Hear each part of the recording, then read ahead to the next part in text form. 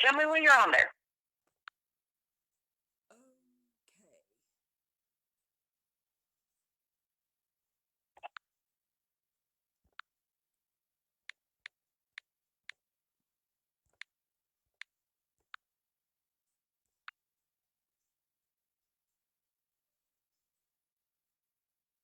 Okay, I've added you. Okay. Now, have you hit go live? Yeah, because people's watching right now. Okay. Hi, everybody. Seems to me like we're gonna have to do this different this time. Okay. I think just now. Just okay. do the Transformation Tuesday, and I'll tag you in it later, or you watch it. You're watching it right now. I'm watching you. You go right ahead. I'm gonna hang up, and you just go for it. You do it. Okay? Because I'm watching you. I'm in here. So I'm going to hang the phone up and you just share your testimony, what Jesus has done for you.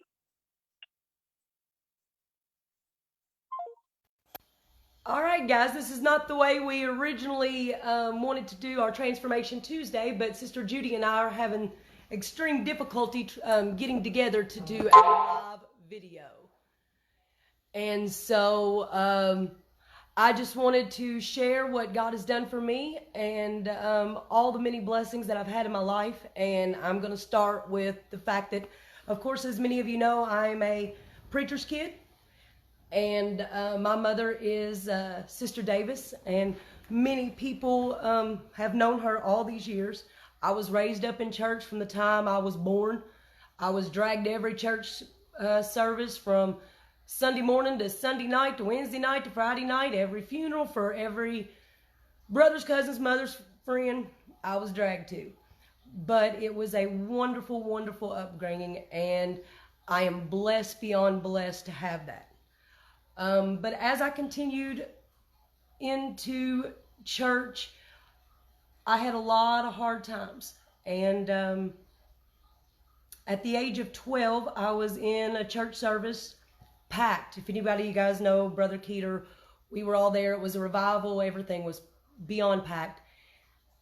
And I was back there talking to my best friend in church like we always did. And we were carrying on, and this lady got up to testify.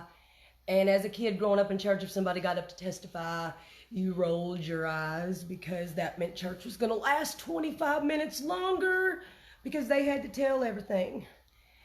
And so we were back in the back discussing everything, me and my friend Christy, and this woman got up and she said, "There's a girl here that is called into the ministry."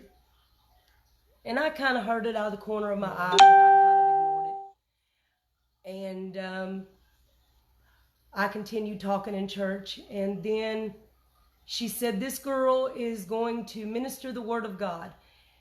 And she began to describe me. And this place was packed. I was in the back. She described the very outfit I had on. It was a white shirt with this ugly purple vest on, plaid skirt. You know how your mother used to pick your outfits. And she had me stand up, scared to death, called up in front of the church, told that I was going to minister the gospel. And as a kid, it was kind of exciting because all the old folks thought I was cool. But I was scared to death. And they prayed over me. And I knew that my life would forever change after that.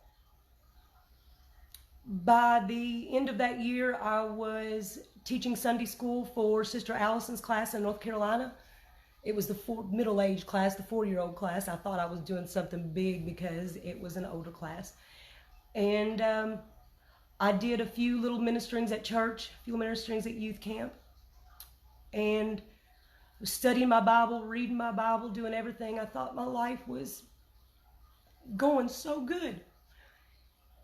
And then I began to question the things that I was taught in church, the things that I thought that I should be believing. I read my Bible and I disagreed with so much stuff. I argued with Mom about the Bible. And I argued with a lot of what I thought was religious traditions and things like that. And by the age of 16, I gave up. I said, I will not ever do this again. I started looking for love in all the wrong places, trying to find my Mr. Right. Sure wasn't going to be in church because ain't nobody going to tell me how to live and how to dress and how to act. And so I did anything and everything I could. By the age of 19, I was married. I had my son. And then I had my daughter 2 years later and refused to go to church. You couldn't get me in church for nothing. And a few years later, divorced. Thought I married the love of my life. We had so much hurt. We were so young and we had so much hurt that we couldn't ever get past. And here I was divorced. Part of me was excited because I was finally going to be the person I wanted to be. I was going to be free and young and nobody could tell me what to do. No man was ever going to rule my life. And so I started getting into things that I had no business doing. Never tried drugs my whole life. I did then. Never thought that I would look for love in 20 million wrong places. I did that. God, through the whole time, He still had His hand on me. He still talked to me. He still watched over me. I can't begin to tell you the things that I did that I wish I didn't do. As a little girl, nobody dreams that they're ever going to be a bad mom. Nobody ever thinks that they're going to ever be a druggie. Nobody ever thinks they're ever going to be an alcoholic. Nobody ever thinks they're going to be going through any of these things. And then smack right in the face, there you are. Making every wrong decision. Wanting to be the mom you were always meant to be. And then you're not. Drugs and things become more important. Then I came to a point where I didn't want to have anything to do with any man. If men were going to use me, I was going to use them. And then I met my husband. It's like a smack right in the face. Totally opposite of me. God has a way of bringing things in your life for reasons that you can't explain. And He has a way of doing things that you could never, ever even imagine. 3 months later, I was pregnant with Jade Renee. And I began to question God. God, is this really what you want? Look at what I've got myself into. Look at what I've done. And something always told me, yes, you keep doing. Even though I knew I wasn't right with God, even though I knew I was making mistakes and doing things I shouldn't, He always, always had His hand on me. I was going to run away from everything I ever thought church was about. I was going to run away from religion. Anything that I ever thought was God versus church versus anything, I was going to run away from. Mom invited me to homecoming in 2009. Now, granted, I was at a point where the only time I went to church was for church dinners and just make Mom happy for just a little bit. So I sent the kids off to Sunday school, and I was going to get dressed, and I was going to go on to church later just to make my appearance, make Mom happy. And I was taking a shower. And God told me in my spirit, today is the day. And I said, Lord, I'm not ready. Everything's going good in my life. I've got 4 kids. I've got a husband. I'm doing great. And He said, today is the day. And I cried and I cried. I even looked in the mirror and did one of them ugly cries. And He said, today is the day. I got dressed and headed on to church. Cried the whole time, trying to hide makeup, smoking like a freight train, doing anything I could because I did not want to do it. Walked in the church house and Brother George was up speaking. I interrupted him in front of the whole church. And I said, it's time. I can't take anymore. I can't continue to live the life that I'm living. I can't continue to go on. And that day, in November 2009, I rededicated my life to the Lord. Something I never knew if I would ever do again.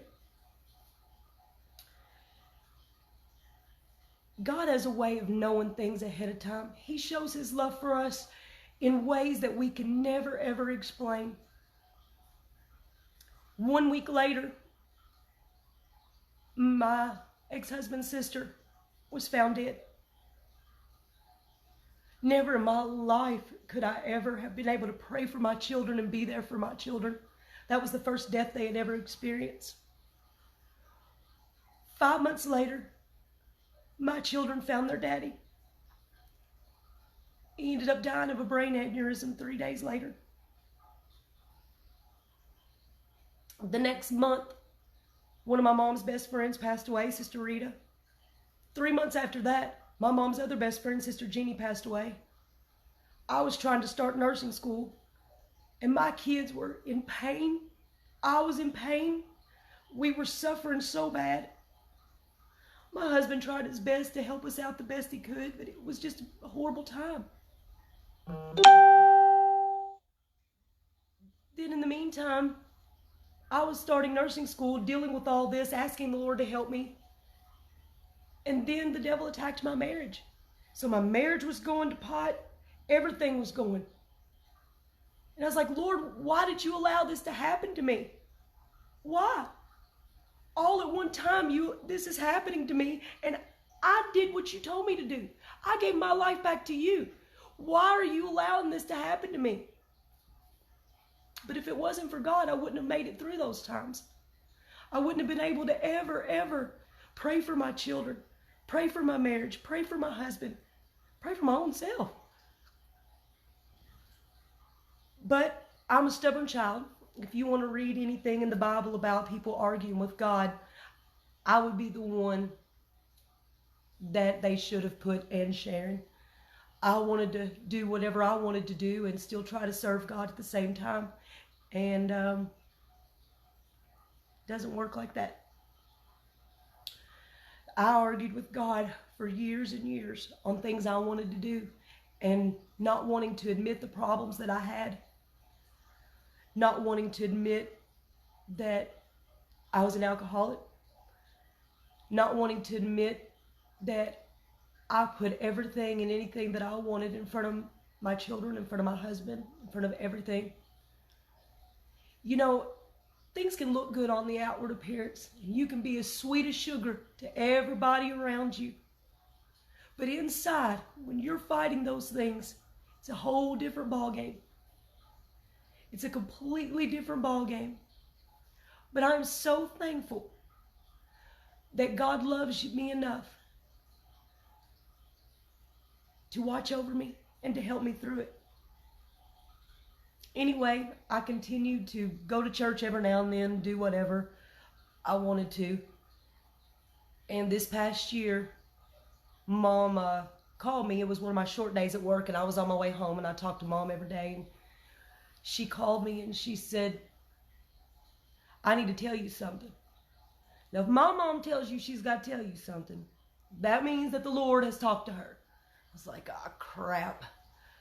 What in the world has she got to tell me? And she came to the house, and she said, I'm really upset about this. I really don't want to tell you. And I was like, Mom, if God told you to tell me something, tell me, please. If I need to know something, tell me. And she said, Sharon, I've fought the Lord all night about this. I just having a hard time. Of course, I'm looking at her like she's crazy, because if you know my mother, you fought the Lord all night? Really? I mean, how bad is it? What do you got to tell me? And she said, God said it's time for you to obey me. It's time for you to do what I called you to do. I just sat there and looked at her. I said, well, Mom, I can't believe Okay, it's back. I wrestled with the Lord for an entire week after that. What am I going to do? I wanted to do what I wanted to do. I wanted to be who I wanted to be, and still try to serve the Lord and do everything. And I came to my knees and I said, God, for once in my life, despite whatever I've been through and despite whatever I've done, I want you more than I want myself. See, in life, we can say the prayer of salvation. We can, oh Lord, forgive me my sins. I believe Jesus and all that. But until you completely surrender your whole heart and you want Him more than you want yourself, it's not going to change. Nothing's going to change in your life. God intended for you to have a wonderful life filled with the things that He wants you to have. But until you surrender your whole life and your whole heart to God, you're never going to have peace with that. And I had to come to that realization. And when I did, and I said, Lord, I want you more than anything, my whole life changed. My outlook in life changed. Everything that I ever thought about the church, religion, the Bible, everything changed. It's like the Bible actually lit up. I enjoy reading it now. And if anybody asks me if I ever like to read, that's a miracle, because I do not like to read. And it's all become new. He has given me a peace of mind that I can sleep at night, that I don't have to worry about anything because He's going to take care of it, that He knows what's best for me and He knows what's best for my family, despite whatever I've done. He's a restorer and He's a healer.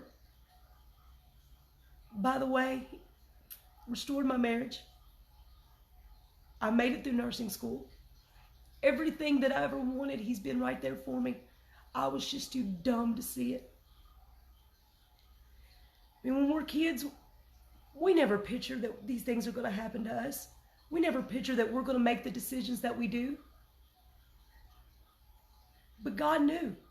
There's a thing on Facebook, I think Sister Brooke was posted, that said, in looking at your calling, God factored in your stupidity.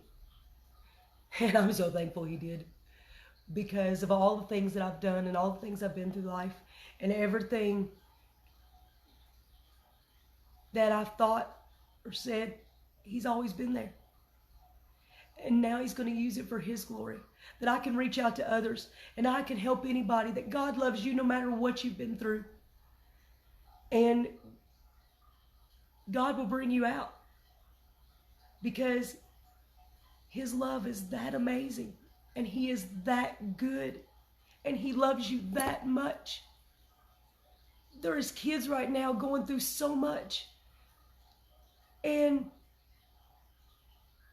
I don't need to cram religion down somebody's throat, but I can tell them about the love of Jesus. And I can tell them about everything that He's done for me and everything that I've seen Him do for so many people. Nothing is too big for God to get you out of.